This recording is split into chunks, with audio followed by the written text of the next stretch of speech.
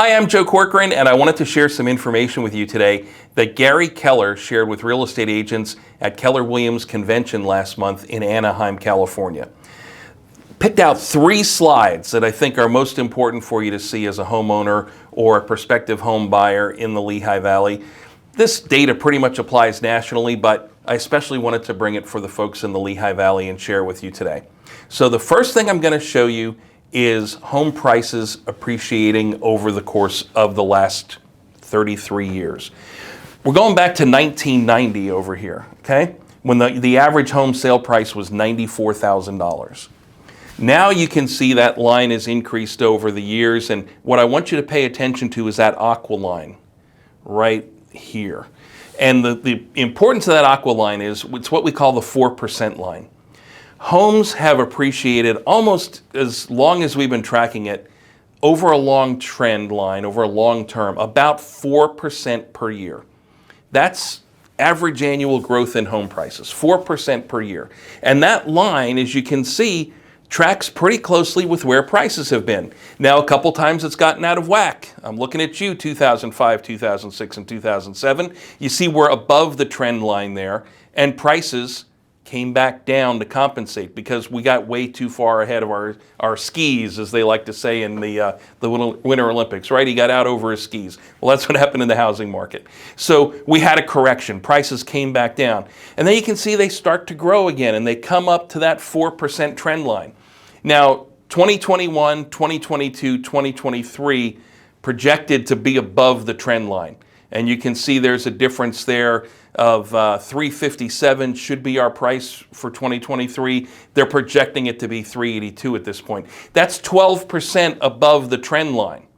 And that could be a problem. It could be worrisome, but it's not what we saw here in 2006, 2007 when we were 21% above the trend line.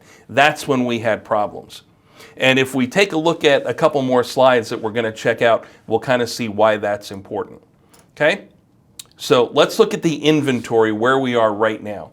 And this is kind of why this number isn't too worrisome, this 382, and that we're 12% above the trend line. This is why we're not real concerned about that right now. We think prices are going to slow down in how fast they appreciate, but we're not seeing things go backwards. And that's because of this number.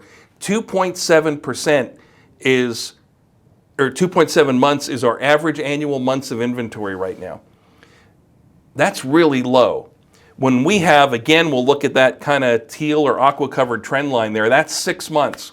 6 months is kind of what we consider to be the dividing line between a buyer's market and a seller's market. If it's below 6 months, we're in a seller's market. Above 6 months, we're in a buyer's market. And you can see the numbers here. Back in 2007, 2008, 2009, 2010, 2011, we were way above that 6-month trend line. It was a buyer's market. And then things started to turn around until we got to where we are today with a 2.7 month of inventory timeline. So there's just not enough homes for people who want to buy them. They're selling very quickly. That's why prices are up. So why do we have so few homes for sale? Well, there's a couple of reasons for that. Some people don't want to trade their 3% mortgage right now for a 6% mortgage, for example.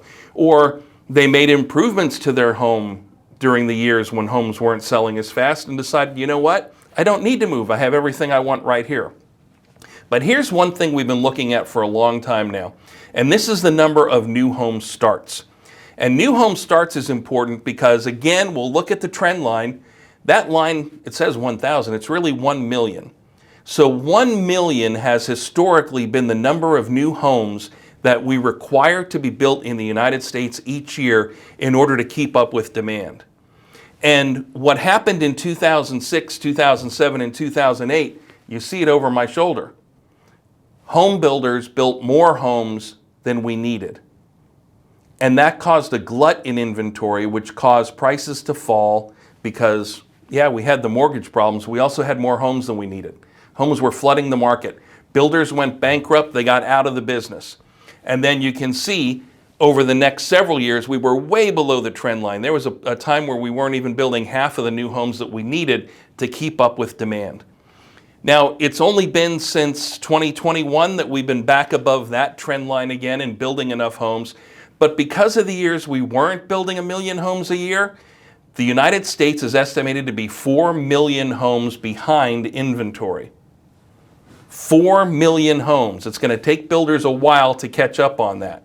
So for that time period, until we're caught up, and it could take 10, 15, 20 years before we're caught up, we're going to have less homes in the United States than the people who live here and the people that need them.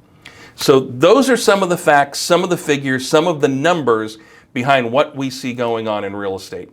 Thanks so much for watching. If you have any questions about the real estate market, I hope you'll reach out to me. Let me pop my number in there. There's my phone number, 484-893-1234. Reach out to me. I'll be glad to answer any questions, help you out as best I can. Make it a great day.